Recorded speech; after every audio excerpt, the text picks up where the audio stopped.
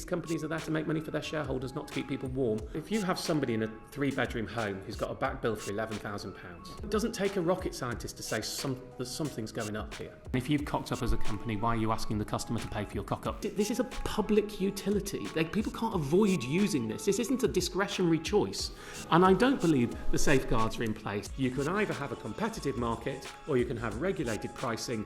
We have the worst of both worlds in the middle right now, and we probably need to address that. You did start to touch a little bit on consumers and the complaints process. Do you think it's straightforward enough for people to complain? And you touched on the fact that suppliers could print on their bills, if you think that we have got it wrong, contact us this way. But is there anything else that they could do to be more proactive and aid consumers, and also do more internally to be proactive about rectifying their billing situations? Not back billing in the first place would be the best thing. Clearly, I know, and I know that you know that. Improve clarity. Look, I teach my little girl's 12. When we do maths, I tell her to check things intuitively. Right? Okay, you've done the answer. Does the answer make sense?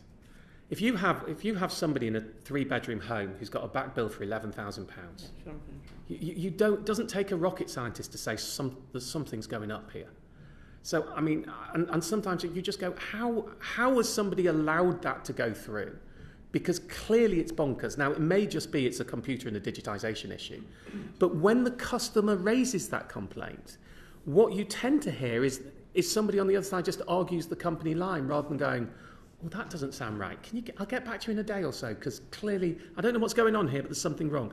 I mean, if I were running a customer complaint team and I wanted to get it right, I would tell people if it intuitively feels wrong, then pull at a flag, say you'll take some time and you'll get back to them. And I don't think that happens with all firms, is how I will phrase it. And again, I still push on the fact you can't enforce the Ombudsman's decision in court. What you actually have to do, what tends to happen is when it's systemic, the Ombudsman goes to the regulator then tries to deal with the company, but that doesn't work for individual cases. So we have there's no backstop of enforcement here for the individual. You've got the Ombudsman, but it doesn't have a statutory backing, which is ridiculous for the Energy Ombudsman. It absolutely should be a statutory body that's enforced with full Ombudsman power that all companies have to comply to and is enforceable in court. But it isn't. So I think the whole pipeline has problems. I still think some of our major suppliers, I've named one, but there are others out there, I think some of our major suppliers have consistently been very poor on their billing for many years. They've had data issues when they've launched new systems, and I still don't hear great things. We get a lot of billing inquiries that are wrong. I mean, look, we're on the back billing that's obvious. The biggest billing complaints we get is direct debit levels. Yeah. We have people who are in credit in March, and March is the point of the year where you should have the minimum credit in the direct debit cycle. It's like a sine wave, and this is the bottom of the sine wave right now. They're in credit in March. By 3 or 4 months, the prices are going down and their direct debit is going up by 30%, and they're doing meter readings. And they say, why is that happening? And the answer I want to give is, I was going to say a rude word, is because the company is baloney in what it's doing. It's just wrong. And I don't understand why the systems are allowed to do that. And so that, for me, is probably an easier and clearer and more mainstream example of billing systems just not working properly. And that is right across the board. And within that, are there safeguards for consumers? So if there was, under the current rules, legitimate back billing, and a consumer was faced with a significant bill, are there protections if they were struggling to pay? Or are they just at the mercy of the energy company? There are vulnerable customer protections, and there are sort of semi-treating customer fairly protections that work.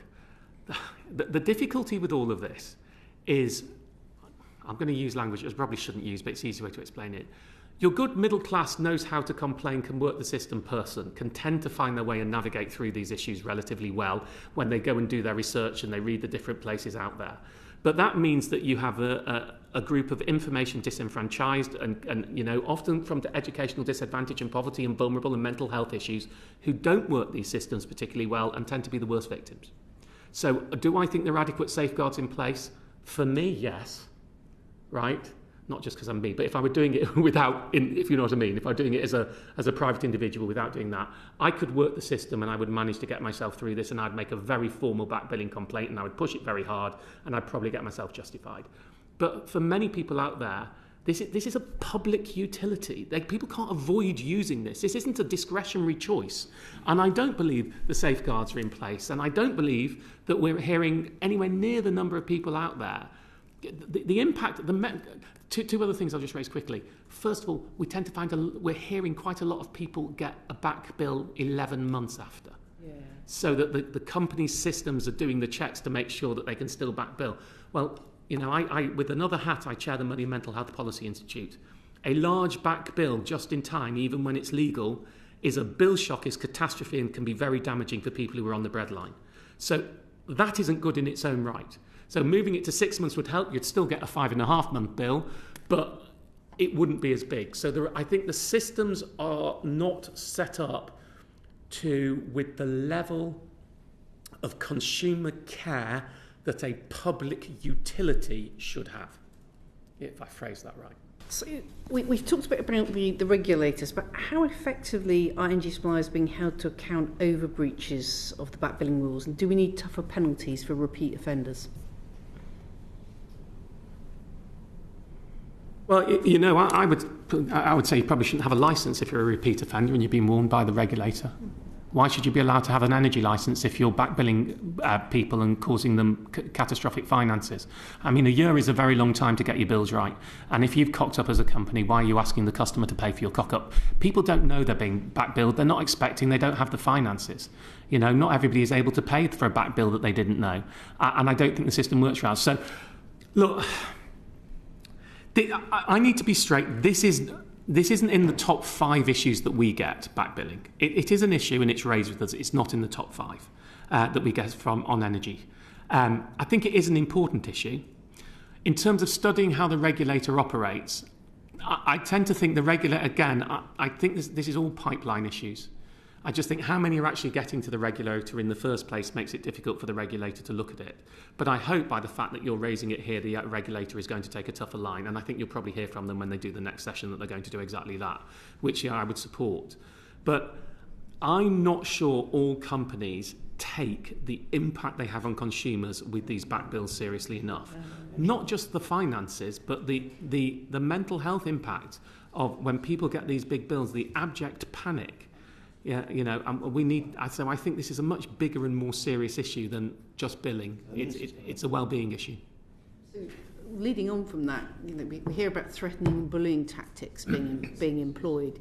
Is enough being done to crack down on that? And if not, what would do you go back to the question of taking away their licence?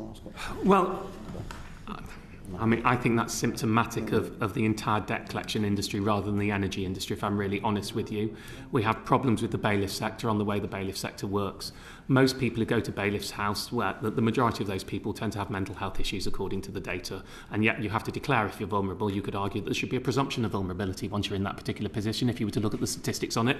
I'm not saying we should do that. I'm saying philosophically, because there's a practical issue in doing that, but philosophically we're not far from doing that. And we've only had a couple of reports of bullying tactics, so I'm not sure that I can stand that up, although I know you have other evidence on that. But right across the board, there are issues with debt collection, whether it be energy firms, whether it be private credit, or whether it be the two worst out there, which are central government and local government debt collection, which are by far the worst, way worse than energy firms. I think my next question you've probably already covered. You do think the energy ombudsman needs to be a proper ombudsman with teeth. I think it needs to be a statutory ombudsman. Statutory ombudsman. Are you concerned that energy suppliers may be deliberately using back billing as a strategy to recover financial losses rather than as a last resort?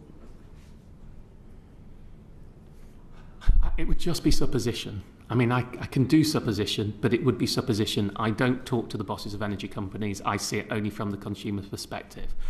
What I would suspect, if anything were happening, and it is only guesswork, there may be a question on the lightness of touch and how much, where the line is drawn and where you pursue a grey area.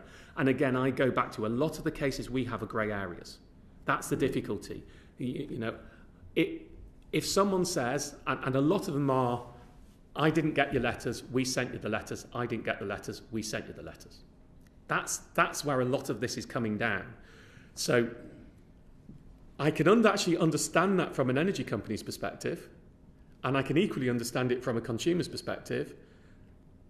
And then the regulator's guidance is unreasonable. I've forgotten the exact phrase, I'll just read it. Unreasonable obstacle. So clearly, you end up, that's a judicial decision ultimately as whose fault it is. And I think we probably need to clear up those grey areas. And, if you're writing and someone hasn't replied, there needs to be a different form of communication. And there needs to be what is a minimum basis of communication attempt for it to count as an unreasonable obstacle. And we don't have any of that. And it's up to energy companies to decide at the moment. So I would say, if I probably bring that round to what I'm actually saying is, I'm not sure that there is a deliberation to breach the rules, but I suspect there's what I would consider to be a lax interpretation of the unreasonable obstacle rules because they're doing it from their own agenda, which is what these companies are there to make money for their shareholders, not to keep people warm. I think the final thing to say is I think there is a real problem with competitiveness in the energy market. If you forgive me going a bit navel-gazing, we in this country have defined our energy market under a competitive system. There are two ways to do it. Two ways to do energy, being very simple. You either regulate pricing and nationalise pricing, so there's just one set price that everybody pays, or you go for a competitive market. If you go for a competitive market, which is a system we've worked under since we privatised, that there is market competition, then you need price differentials and you need competitiveness. The biggest incentive to switch is saving money. Customer service also plays a role. That's why Octopus has been so successful recently. It's got very good customer service reputations. But the biggest incentive is saving money. The differentials at the moment between the price cap and the cheapest tariffs are still very small. They're still fractions of what they were before the energy crisis.